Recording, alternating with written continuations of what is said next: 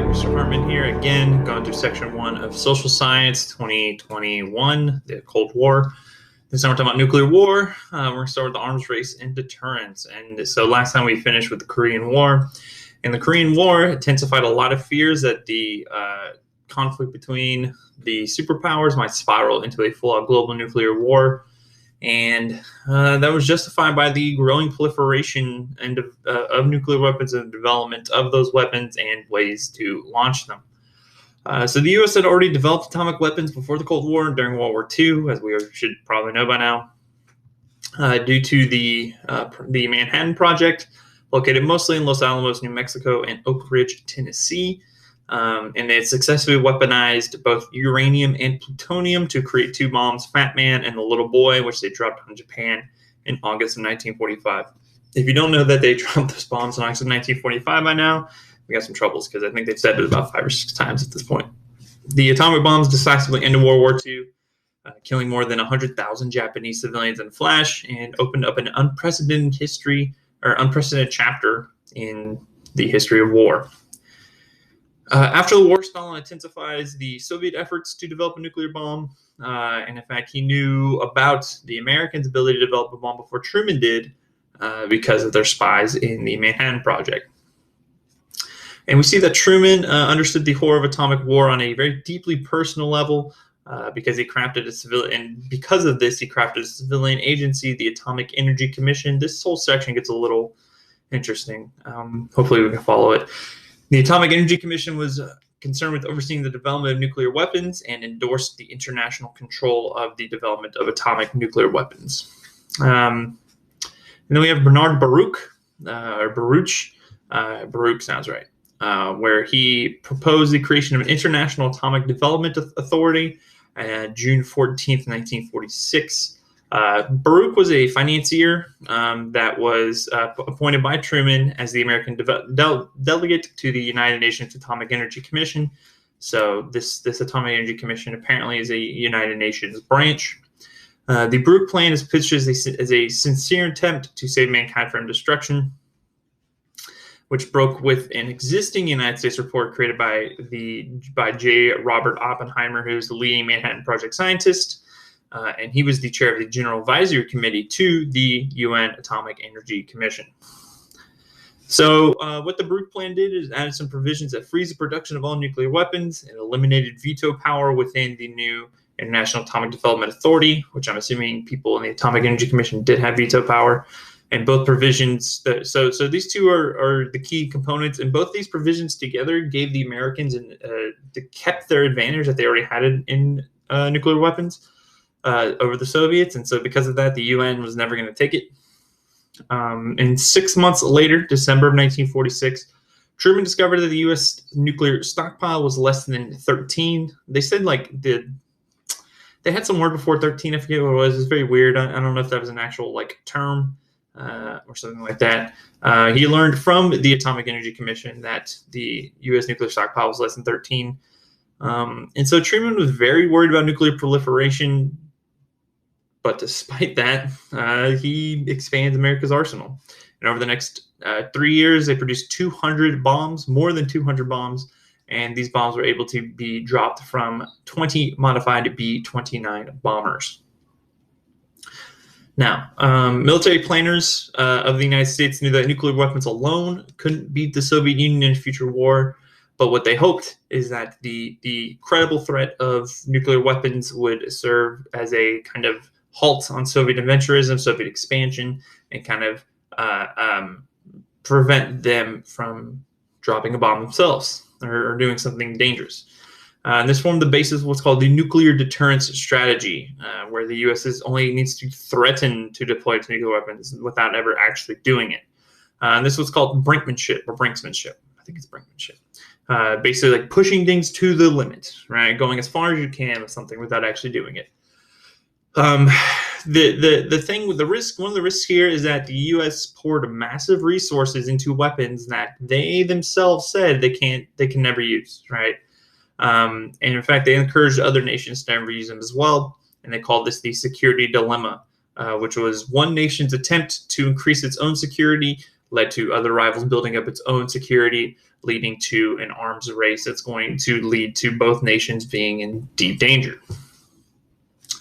And we see the creation of the atomic bomb likely to produce a state of permanent Cold War, according to British author George Orwell, who, of course, wrote 1984. And this would create a new class of nuclear powers that cannot be conquered from other nations, who are likely to continue ruling the world, basically those who have nuclear weapons and those who don't. There's an image of J. Robert Oppenheimer with Lefty Groves, who is the Manhattan Project director, after they tested a bomb in New Mexico in September 1945. That is in the resource. The U.S. monopoly on nuclear weapons and the advantage improved only lasted 4 years, because in August of 1949, the Soviets tested their own nuclear bomb. And the reason they're able to do this is because of the espionage that they had within the Manhattan Project that allowed them to acquire the technology for nuclear weapons. And the Soviet acquisition of atomic weapons very much intensified the conflict between the sides during the Cold War, forcing the U.S. to reassess the deterrence strategy, because now the Soviets have nuclear weapons, right? And the limits of that nuclear deterrence are exposed in Korea pretty quickly, because China and North Korea were not stopped by the Americans having the nuclear weapon. They did what they wanted to do, basically because they knew it kind of became a situation where everybody knew that the Americans weren't going to use it. And so what we see is that the Americans now had to calculate out the possibility of a Soviet counterstrike or a preemptive strike with their own nuclear weapons, which made things a lot more complicated. However, luckily for them, and at this time in 1949, the Soviet technology is not advanced enough to launch a direct attack onto the Americans, but it was inevitable that they were going to be able to. So in 1949, Oppenheimer convinced the AEC, the Atomic Energy Council, to vote against the development of a new super bomb, which is capable of killing tens of millions. Despite that, though, Oppenheimer convincing the AEC to vote against this, Truman approves it, as he sides with military hardliners, even though he's opposed by the scientific community and academics and diplomats like Kennan. So I'm guessing there's a UN AEC and a US AEC. Let's take a look here. Yes, there is a US AEC as well, right? So there's a UN and a US AEC. Let me make sure there's a UN AEC, actually.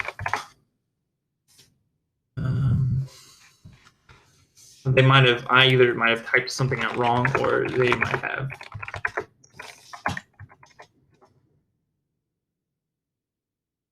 Yes, there's a UN Atomic Energy Commission as well, so that's not confusing.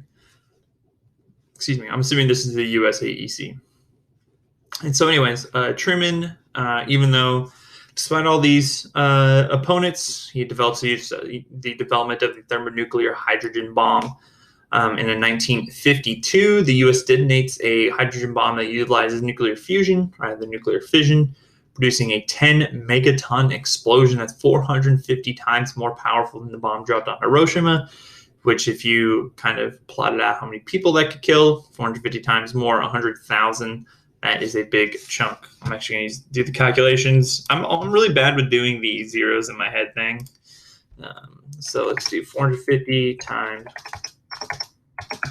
45 million people. If it was the same kind of population density as those two bombs, they could kill 45 million people. That is horrific. 9 months later, so either in 52 or 53, the Soviets answered, testing their own hydrogen bomb in the area known as Kazakhstan. And the nuclear arms race continued on as, despite both sides acknowledging that there was no way that these could be used in war, the U.S. tested an even more powerful H-bomb in 1954. So we have the atomic bomb, we have the thermonuclear hydrogen bomb, now we have the H-bomb. Tested in the Pacific Ocean, the 15 megaton explosion that sprays radioactive fallout for hundreds of miles. And the Soviets developed their own H-bomb in 1955. Over Eisenhower's 2 terms in office, the U.S. would stockpile 20,000 nuclear warheads, which exceeded the equivalent of all bombs and shells dropped in the Second World War, which he tells the UN General Assembly in 1953. He kind of makes this whole idea clear. Eisenhower publicly pleads with the Soviets to de-escalate the nuclear arms race, and at the same time promotes the peaceful power of atomic energy, being able to use it for power plants and stuff like that. But nuclear deterrence dictated that America's nuclear stockpile have to continue to grow. The Soviets began to invest very heavily in missile tech at this time, so the ability to launch those nuclear warheads. But what becomes pretty clear about their 3000 missile system is that it is to defend the Soviets rather than attack the Americans. And what we see throughout the Cold War is that the Soviets are very much behind the Americans in this nuclear technology, nuclear weapon technology. But what we're seeing is that the U.S. consistently throughout the Cold War are going to receive inaccurate reports that are saying that they had less nuclear weapons than the Soviets, even though they had significantly more. And so what we see is that there's this idea that the U.S. wants to close the missile gap with the Soviets by continuing to produce more and more. Now, whether this was purposeful or not, this misinformation, we're going to actually see John F. Kennedy run on this missile gap, and even he actually, specifically John F. Kennedy, knew that the missile gap wasn't a real thing because Eisenhower told him, but he continued to run on that to kind of attack the Republican candidate Nixon in the 1960 election. All right, so atomic warfare strategy, massive retaliation to mutually assured destruction. So we see the delivery system of nuclear weapons, how you launch them progresses pretty rapidly during this era. Much easier probably to develop than the nuclear weapon itself. And what we see is by the end of the 1950s, the United States had moved away from the B-29 bombers to B-52s, which had a longer range that allowed them to take off from bases within the United States and still reach the Soviet Union. But then in 1955, the U.S. begins to develop the probably most famous nuclear warhead vector, the Intercontinental Ballistic Missile, also known as an ICBM. And within 5 years, so by 1960 pretty much, they provided the American military with the ability to launch nuclear warheads from silos throughout the U.S. So they were unmanned is probably the biggest thing about them. They could launch them from silos throughout the U.S. or from submarines that they had hidden at sea. From what are called submarine-launched ballistic missiles, SLBMs. They were very accurate, and they had unprecedented range. They were computer-controlled, I believe-ish, or radar, satellite controlled, maybe. I don't really know too much about them. In 1958, the U.S. Army would produce the Davy Crockett. Now, if you've ever played the video game Metal Gear Solid 2, this is not 2, Metal Gear Solid 3. This is a pretty key component of the storyline early on.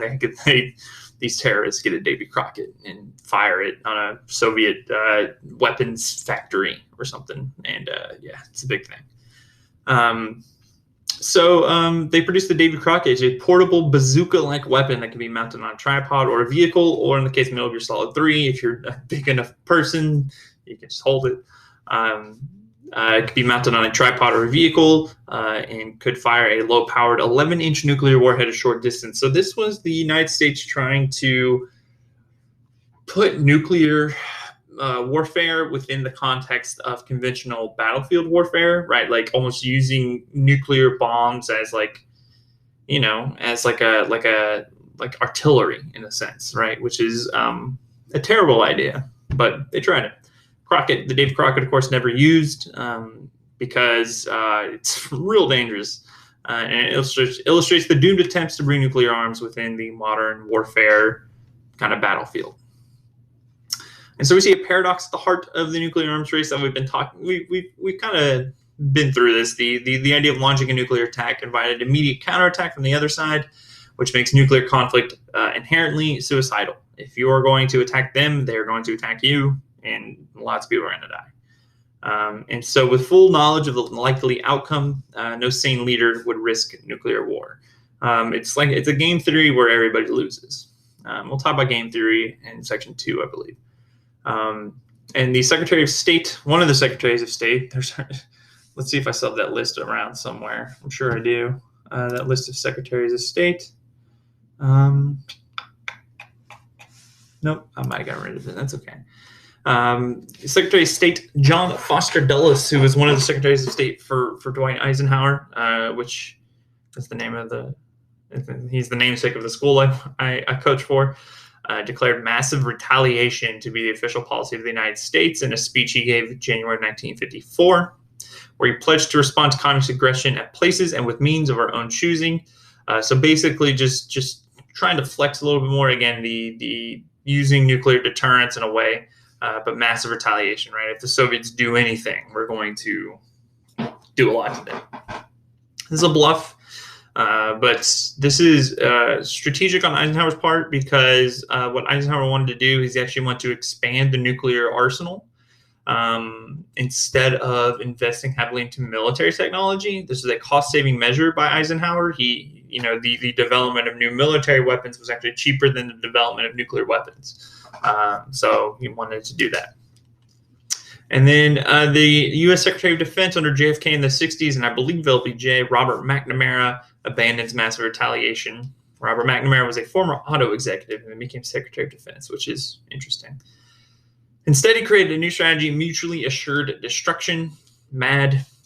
U.S. adopted a nuclear posture calculated to inflict the maximum number of casualties possible, right? Basically just saying, like, if we get launched on, we are going to launch to the point where we're going to try to literally kill everybody, which made any application of nuclear war impossible, right? You can't, the world will die, right?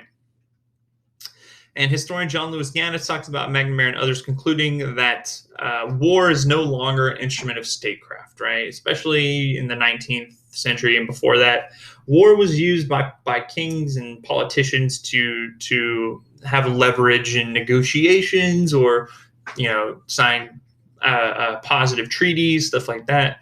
But in the time of thermonuclear weapons, warfare is not used for that anymore, right? That's because these thermonuclear weapons can basically wipe an entire civilization from the map. And so the survival of the states required there to be no war at all. Right, and so we see the specter of nuclear war is probably the defining feature of the Cold War, especially for just common Americans. We see quite a few standoffs with nuclear proliferation that I'm sure we'll get into throughout the course of this resource. We see arms control negotiations go back and forth from the late 60s to 80s. We will, of course, also get into that, with some progress toward non-proliferation and disarmament. And directly and indirectly, the specter of nuclear war leads to armed conflict, destabilizing entire regions for decades and even up until this point. But that's it for the early nuclear weapons stuff. In the next video, we will get into the end of section 1 with the new leadership coming about in both the Soviet Union and the United States. But until that, thank you so much for watching. I will see you in